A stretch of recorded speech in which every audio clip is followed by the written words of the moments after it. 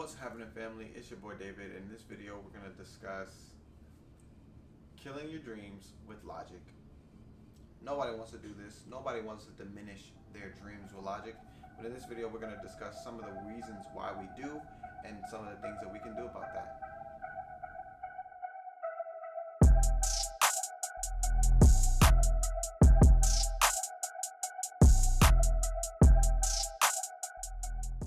Welcome to the video. I just want to thank you for joining me here. If you haven't already subscribed to the channel, go ahead and hit that lovely subscribe button.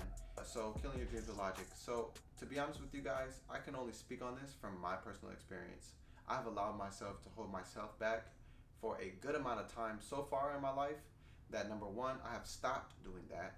And number two, I've seen and understood the different reasons that led me to do that. So in this video, we're going to discuss some of them. I don't really have any lists or anything, but I'm just going to flow with it. So the first thing that comes to my mind when I think about allowing your dreams to die with logic, it normally stems from other people and their opinions. If you think about what you've been granted as a vision or a goal, it's normally something that you've never seen before, or else you probably wouldn't want it. The universe actually shows us what we want by allowing us to experience what we don't want. And a lot of people find themselves in a state by which people call like a victim mentality, where it's like life is happening to me, poor me, I wish I could, and things of that nature. But what I've noticed is that it's the power in the words. So like if you start readdressing how you speak towards things, how those things behave to you changes.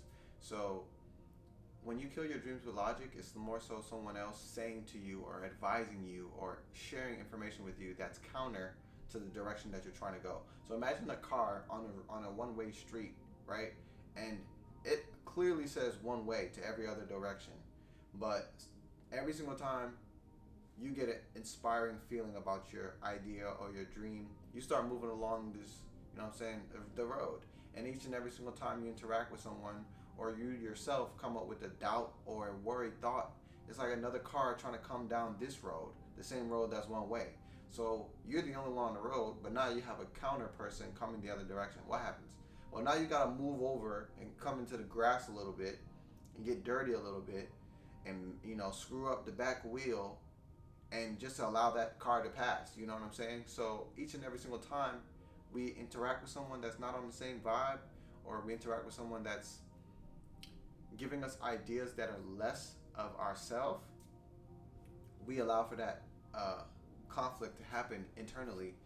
And that's one way to kill your dreams with logic, because unless the person you're speaking to is fueling your flames, you should not be talking to them about your fires.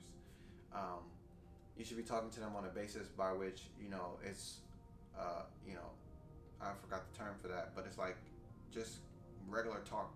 It's not like building talk, it's not like inspiring talk, it's not like revealing conversation or transparent. It's more like this all you wanted, that's all you're gonna get. Talk to you later. And you share the other energy or the inspired nature with those who can reciprocate it to you. That'll probably be the first thing. Behind that, coming right behind that, is more so understanding that individuals who have not found or realized their own ideas will not realize or they haven't realized the value in their own ideas. It'll be hard for them to realize the value in your idea. That's just normally how the reflection works. It's like in life, you only see what you know. If you were at a party and there's somebody up against the wall and he's like moving like he's real slick and sly, like he got a plan and stuff, you might notice that because you've probably moved slick and sly and you probably had a plan, so either that or you would have seen, some kind of experience in the past that shows you that. So you can only see what you are. People can't see the value in you if they haven't seen the value in themselves. So stop actually making life harder for these types of people and, give them their own way. Let them do what they do. There's a saying that I think my mom said first was like, you're supposed to allow sleeping dogs to sleep. You don't want to make noise so that the dog gets up and starts barking at you. And that's pretty much what we do when we share our ideas with people who are not idea driven. They're more so, society driven. That takes us right into our second point: society's drivers. Society's drivers tell everybody to go the same direction. This is killing the dream with logic, because the dream comes from God, the all, which you are a part of, or the universal subconscious mind, which you are a part of. So for God to give you something that's beyond what people can understand is just for you to understand that you were chosen for this. And not everybody's going to see that. And it's even better that they don't, because it really lets you know what you got is good. If everybody knew that you getting into the kitchen and when you come out, you're going to have this amazing buffet, they might stay. And it's cool if they stay. But the buffet you have to put together is going to leave you in the kitchen for some time. You don't know when it's going to be ready. You just know what you've been given. You know what you can do from your own perspective, and that's more than enough. So when you have those ideas and you share them, the issue with that is the logic that comes into your mind from other people's who are not ready for no ideas. Because it's like, they're not going to tell you how to prepare. They're not going to tell you any ideas on how to prepare or anything positive. It's going to be more so, you know what I know is good.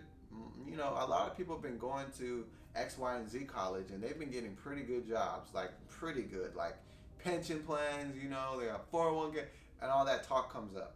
But that's not fueling your fire. Your fire has already been built. You don't want to stop, take this down, go over here where everybody else is and build something with them. It doesn't make sense, and you're going to find yourself more unfulfilled than ever. So the logic comes in from the rationalizing, which is more sounding like, yeah, I have an idea to build this hotel. And the rationalizing could sound like, yeah, but how are you going to get money for that? Don't hotels cost a lot of money? How are you going to do it? How are you going to find a place? That's all rational. I mean, those are good understandings to have, but you don't need them all at the beginning. What you need is conviction. What you need is direction. What you need is understanding and purpose. With that, you can get everything else. Because when you start to find all those specifics in order to take your first step, you wind up never taking the first step. And this is pretty much how logic handicaps the dream, because the dream shows up in a way that's more so like spontaneously inspired. You couldn't really explain how you got it. You might be able to like get some nitpicks and details, but it's really inner driven. And when you try to calculate that to a number or calculate that to a list, you lose the value of it because it's so vast that it can't be quantified. So your job is to remain focused, calm, and clear. Society, our parents, and school and things like that kind of let us feel like we need to know exactly. And if we don't know exactly, we're probably going to fail exactly. But we don't fail because we're consistent. So anyway, that's another way that the logic stomps the dreams out. It's by trying to know everything at first. This just doesn't work like that. So what else could we talk about here in Killing Dreams with Logic? Rationalizing, accepting the opinions of others who are not on your frequency. What I mean by frequency is literally, I'm just going to say, there are some people that come to this world to create a reality for themselves, and there's people that come to this world and they just face the reality. Meaning like they don't try to do anything new, they don't try to impose their way upon things in the sense that it brings life to them and to others, or it's more fulfilling for themselves. They don't really try to do anything different. So we can't give these people the logs for our firewood. We got to use the firewood and quiet, and when the fire is ready and it's built and nobody else could stop it, then tell them about it. But yeah, so Killing Dreams with Logic. That pretty much that's it, y'all. Like for real, I can't find another example right now off the top of my head. I would say those are the biggest two that I've found myself overcoming in the last year. It's mainly understanding who I'm talking to and the perspective by which they're observing me and what I'm saying, and then also the rational thoughts of doubt, worry, and detail that are not always needed. Doubt and worry are never needed, but the detail is not needed all the time. Right now I'm making a video. I don't have a list. I don't have a script. I just knew that I wanted to talk about killing ideas with logic, because I've allowed a lot of people to kill my ideas with logic, and I don't feel that that's what the world needs. So I'm telling you right now, so that you could prepare yourself for the next conversation you have with Auntie, okay? and you're gonna want things to come in one ear. They normally say, you know, in one ear, out the other. Bitch, I don't even let it all the way through, okay? I heard what she said, but as soon as I finished hearing it, I picked it out and dropped it right here in the opinion trash can where all the other, you know what I'm saying? That's where I put those. So, you know, I wouldn't even say let it all the way through, because when it's all the way through, you kind of have to do some pipe cleaning. You know what I'm saying? I have to re-encourage myself and re-inspire myself. No, now I don't even let it all the way through. But just wanted to share this with you because I know that if you're watching this channel, you're probably a bright shining star, straight up. I don't know any other way to say that. You are probably an innovative thinker that is passing on a different type of way of thinking that is going to liberate and uplift every individual that comes across your content, your platform, your purpose, your project, whatever it is. So I'm going to tell you exactly how I know it from this position and from this perspective, hoping and trusting that it reaches you in a good place, you learn something, and you find your way through this navigation of what they call the matrix in a way that just works best for your benefit. And for those who are investing in you and those who believe in you like me, because when we shine, you shine. So we shining so that you can shine too. You know what I'm saying? So with that being said, family, I'm gonna go ahead and wrap this video up. Drop a comment down below if this found its way to you in a good space. If you find help in this video, I hope you learned something. And I'll talk to you again in the next video. This is Light Power. And check out the video description for where you can find me on Instagram and any of our projects coming up that you can,